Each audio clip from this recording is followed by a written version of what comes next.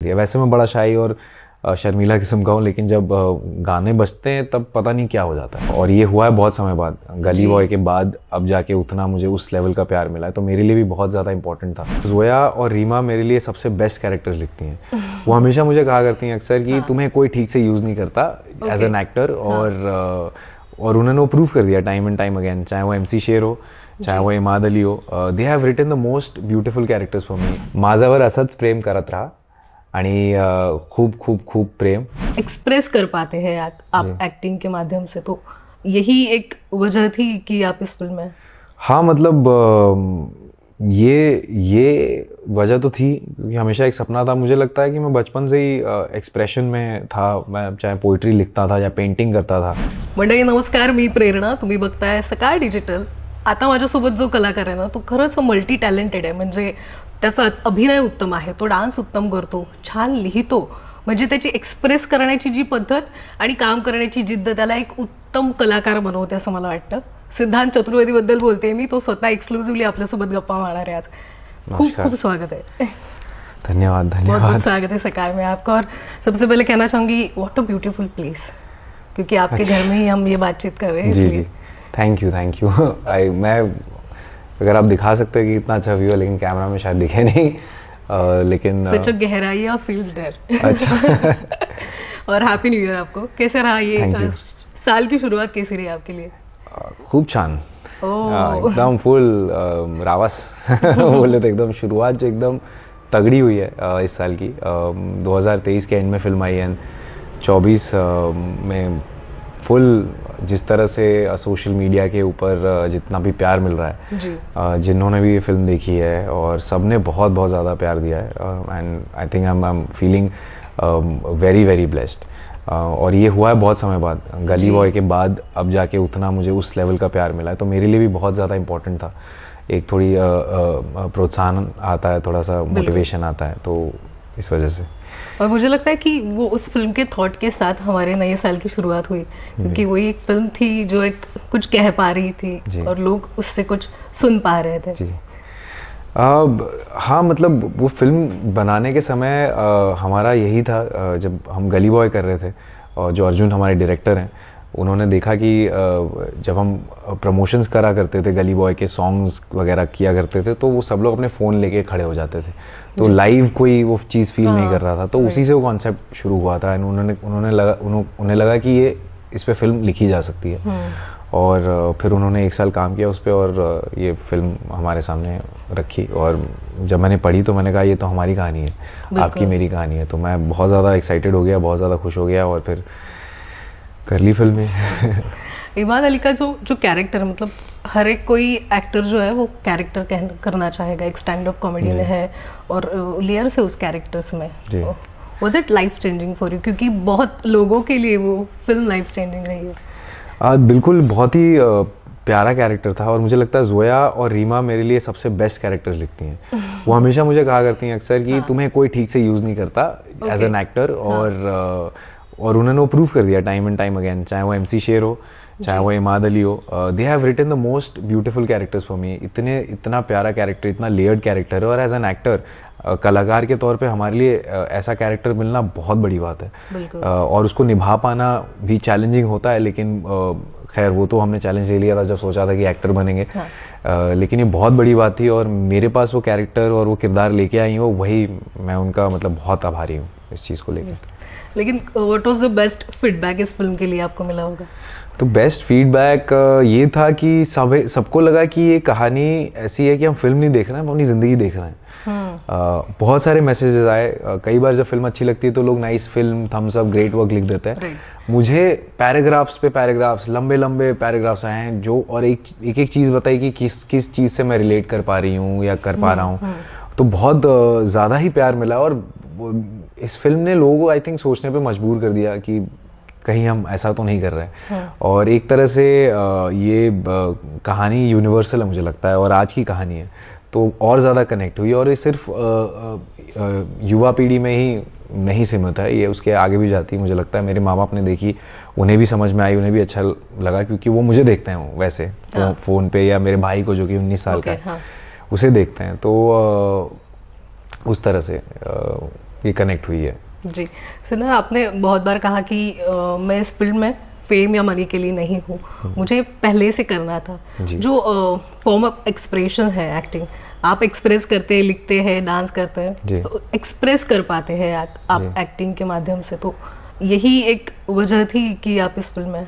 हाँ मतलब ये वजह तो थी क्योंकि हमेशा एक सपना था। मुझे लगता है कि मैं बचपन से ही एक्सप्रेशन में था। मैं चाहे पोइट्री लिखता था या पेंटिंग करता था या डांस करता था, तो मुझे बड़ा अच्छा फील होता था। ऐसा लगता था कि मैंने अंदर कुछ जो रखा है वो सब बाहर निकाल दिया। वैसे मैं बड़ा शाई और शर्मीला किस्म का हूँ, लेकिन जब गाने बजते हैं तब पता नहीं क्या हो जाता है, अंदर कुछ जाग जाता है। या फिर जब कुछ एक पेंटिंग या कोई पोइट्री लिखता हूँ तो बहुत अच्छा लगता है मुझे।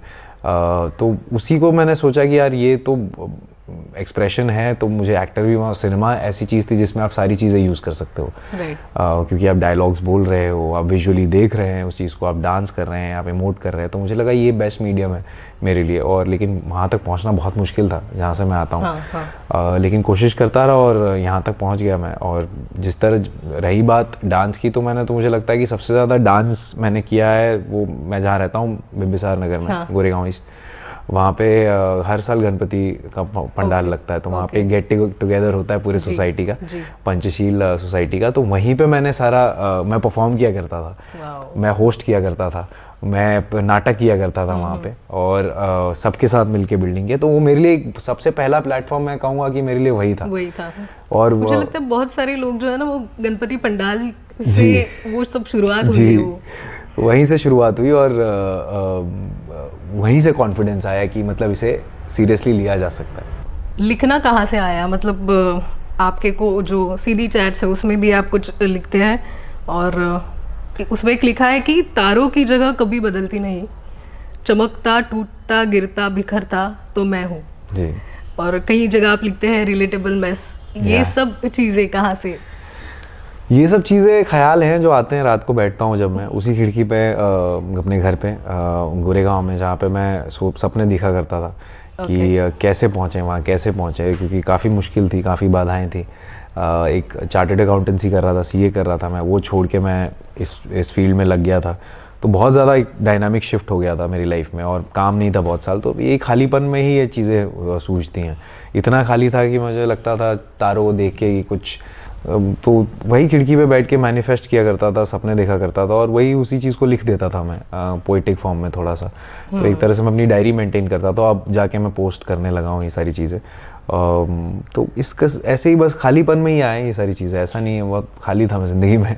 अभी लिख पाते जब बिल्कुल, अब तो आदत सी लग गई है। अब बहुत मेरे लिए मेडिटेटिव हो जाता है ये, क्योंकि अभी भी सपने मरे नहीं, अभी भी सपने और बढ़े जा रहे हैं और बढ़ते जा रहे हैं। तो अभी भी मुझे फ्लाइट्स में बैठता हूँ मैं जब, या फिर जब अकेला होता हूँ तो मैं लिखता हूँ बैठ के, क्योंकि मेरे लिए वो एक बहुत ज़्यादा एक कनेक्ट हो जाता हूँ मैं एक तरह से अपने एम्बिशंस या अपने ड्रीम्स को लेके। बिल्कुल। कोई गॉडफादर नहीं या फिर कोई बैकग्राउंड नहीं था और आप सीए से एक्टिंग तक आ गए, लेकिन क्या लगता है आज की युवाओं को इतने सारे कंपटीशन इस फील्ड में है और वो आ सकते हैं, अपना सपना पूरा कर सकते हैं? आप खुद एक एग्जाम्पल बन चुके हैं उनके लिए। जी, मैं बस यही कहना चाहूँगा कि डरो मत, घबराना नहीं है, घबरायचं नाही। सही बोला मैंने? परफेक्ट। अपने दम पे करो चीज़ें, और जो आपको मन करता है और एक्सप्रेस करो। और ये एक कला का फॉर्म है, और ऐसा नहीं है कि मुश्किल तो है, पर ऐसा नहीं है कि इम्पॉसिबल है। अगर मैं आ गया हूँ तो मुझे लगता है कि अगर आप में टैलेंट है, आप में कला है, तो आप बिल्कुल आ सकते हैं। और हम देख रहे हैं इतने सारे आर्टिस्ट्स आ रहे हैं, क्योंकि हर एक के पास फ़ोन है, सोशल मीडिया है, क्रिएटर्स है इतने सारे, और धीरे धीरे वो फिल्मों में अपने कदम रख रहे हैं। तो मुझे लगता है कि घबराना नहीं है, क्योंकि आपको लोग आसपास वाले दबाएंगे, बोलेंगे कि ये क्या कर रहा है, ये तफरी कर रहा है, या ये कर रहा है। लेकिन अगर आपको खुद में विश्वास है तो घबरायचं नाही, बस सुपर। अच्छा, कुछ क्विक सेगमेंट्स है मेरे पास आपके लिए। आपने इतने सारे एक्टर्स के साथ काम किया, उनमें से कुछ एक्टर्स के नाम हैं, उनसे आपने क्या प्रेरणा ली, अगर कहना चाहें तो पहला नाम है रणवीर सिंह। उनसे ये ली मैंने प्रेरणा की, जो एनर्जी है उनकी, वो सबने देखी है। मैंने उनका इंटेलेक्ट देखा है, क्योंकि वो जब काम करते हैं तो एकदम एकदम एक बच्चे जैसे हो जाते हैं। वो काम पे पूरा अपना फोकस होता है उनका। उस समय वो सब चीज़ें नहीं होती। वो उनका एक मैं कह सकता हूँ ऑल्टर ईगो है, जो कि है जो कि एक स्टेज मैन और एक परफॉर्मर और एक शोमैन जिसे कहते हैं वो है। लेकिन जब वो काम करते हैं तो इतनी शिद्दत से और इतना ध्यान लगा के करते हैं। जो चीज़ मैंने सीखी कि एक आदमी में ये दोनों पहलू भी हो सकते हैं, ऐसा नहीं है कि सिर्फ वन डिमेंशनल है वो चीज़। Right. Next is Alia Bhatt. Alia Bhatt से मैंने ये सीखा कि वो एकदम एफर्टलेस हैं। वो जो हैं वो है, मतलब वो आएंगी, अपनी लाइंस पढ़ेंगी, कर लिया सीन, आपको समझ में नहीं आएगा कि उन्होंने क्या किया है, लेकिन आप पर्दे पे देखेंगे तो कुछ अलग ही मैजिक क्रिएट हो जाता है। तो इतनी सिंपल और इतनी एज अ कहते हैं ना कि ये दोस्त है मेरी, उस किस्म का उनका वाइब है। बहुत ही फ्रेंडली, बहुत ही चिल है और बहुत ही प्रोफेशनल है मैं कहूँगा। हर चीज़ को लेके समय पे आना, अपनी लाइन्स उनको सारी पता होती हैं और अपना काम करके वो निकल जाएंगी। उसके बाद जब पर्दे पे आप देखेंगे तो अगेन मैंने जैसे कहा कि जादू हो जाता है। ईशान खट्टर। ईशान बहुत ही ज़्यादा सिनेमा को लेके बहुत ही ज़्यादा उसके अंदर रुचि है। मतलब वो अलग अलग किस्म की सिनेमा, जब भी फेस्टिवल होता है मामी, कई बार मैं भी जाता हूँ, कई बार नहीं मौका, लेकिन वो समय निकालता है, वो सारी फिल्में देखता है, वो स्क्रीनिंग्स रखता है। उसको सिनेमा के प्रति बहुत ज़्यादा प्यार और बहुत ज़्यादा मोहब्बत है और वो चीज़ें उसको बहुत आई थिंक कम एज में वो चीज़ें समझ में आती हैं, वो इमोशन समझ में आते हैं, वो सिनेमा समझ में आता है। वो मेरे लिए बहुत ही बड़ा लर्निंग एक्सपीरियंस रहा है कि इतनी मैच्योरिटी के साथ वो हर चीज़ या हर सिनेमा देखता है और उसका एम भी वही है अपनी लाइफ में, आई थिंक, कि वो कुछ अच्छा सिनेमा लेके आए इंडस्ट्री में। तो आई थिंक वो चीज़ मैंने सीखी है, क्यूरियोसिटी। नेक्स्ट इज गौरव आदर्श, जिनके साथ का बॉन्ड जो लोगों को पसंद आया आपका। मेरे लिए वो आदर्श क्या है, आदर्श गौरव का है कि वो सिर्फ सिनेमा तक सीमित है ही नहीं। वो जिंदगी ढूंढ रहा है लड़का और वो जिंदगी के अलग अलग पहलू से मिलना चाहता है। वो पेड़ चढ़ जाएगा, वो एनिमल नॉइजेस निकालेगा, वो अलग अलग चीज़ें, वो किसी से भी बात कर सकता है। वो बहुत ही एक्सप्लोर बहुत ही ज़्यादा उनके अंदर एक्सप्लोर करने की चाह है और वो सिर्फ सिनेमा से सीमित नहीं है। वो एक ऐसा एक्टर है जो जिंदगी उसके लिए ज़्यादा महत्वपूर्ण है और इसीलिए शायद वो इतना कमाल करता है जो भी काम करता है, क्योंकि वो ज़िंदगी से इतना कुछ सीखता है कि वो लाके उसको पिरो के उसी में मिला देता है अपनी परफॉर्मेंस में। तो उसको ज़िंदगी की बहुत समझ है और बहुत ही प्यारा लड़का है और बहुत अच्छा दोस्त बन गया हाल ही में, मेरा बहुत ज़्यादा अच्छा दोस्त। उससे मैं कभी भी फ़ोन करके कभी भी बातें करता हूँ और हमसे फिल्मों की बातें ही नहीं करते हैं, हम बस चीज़ों की बातें करते हैं, लाइफ की बातें करते हैं। Interesting. Next is Deepika Padukone. जी, उनसे मैंने डिसिप्लिन सीखा है। वो बहुत ही ज़्यादा डिसिप्लिन है इन टर्म्स ऑफ, बहुत ही प्रॉपर है हर चीज़। उनका स्क्रिप्ट से लेके, उनके हाइलाइटर से लेके, उनका पाउच, हर चीज़ प्रॉपर होती है। टाइम पे आती हैं, अपना काम करती हैं प्रॉपरली, सबसे मिलती हैं, सबसे जितना हमको लगता है कि दीपिका पादुकोण ऐसी होंगी या वैसी, बहुत ही ज़्यादा हम्बल, बहुत ही ज़्यादा प्यारी और सबको अपना दोस्त बना के रखती हैं आसपास वो। और एट द सेम टाइम अपना प्रोफेशनलिज्म भी वो मेंटेन करती हैं और काफ़ी सिस्टमैटिक है उनका प्रोसीजर। किसी भी कैरेक्टर को लेके मैंने जितना भी देखा है, एक ही फिल्म की है, लेकिन काफ़ी सिस्टमैटिकली अप्रोच करती है हर चीज़ को। वो हर लाइन, अंडरलाइन, उसके ऊपर का सब टेक्स्ट नोट करेंगी, हर चीज़। सो प्रॉपर, लाइक अगर आप उनको स्क्रिप्ट मिल गए, मतलब आपको उनकी स्क्रिप्ट मिल गई तो आप समझ सकते हैं कि किस तरीके से पूरा ग्राफ बना हुआ है उसी में। तो वैसी है, साइंटिस्ट की तरह चीज़ों को। नेक्स्ट सेगमेंट है, थोड़ा इंटरेस्टिंग है। अगर इन डायरेक्टर्स के साथ आप अगर काम करेंगे तो उन फिल्मों के क्या नाम होने चाहिए? First is Sanjay Leela Bhansali. क्या फिल्मों के नाम होने चाहिए? अगर आप उनके फिल्म में काम करते तो क्या इमेजिन करते हैं फिल्म का नाम आप? अगर मैं उनकी फिल्म में काम करता तो मुझे लगता है बैजू बावरा नाम होता। Interesting. Rohit Shetty. घेउंटाक। Perfect. Anurag Kashyap. आथामाजी सटकली। Rajkumar Hirani. Rajkumar Hirani sir के लिए आई थिंक होगा बहुत, उनके अलग अलग फिल्मों के अलग अलग बहुत ही क्रेजी नाम होते हैं। आई थिंक उनके लिए होगा क्या होगा उनका फिल्म का नाम? Fourth idiot. Next is Imtiaz Ali. Imtiaz Ali, Imtiaz Ali की फिल्म का नाम होगा प्रेमाचे स्वर। आपने सब मराठी नाम दे। सही बोला है, प्रेमाचे स्वर। Very nice, super.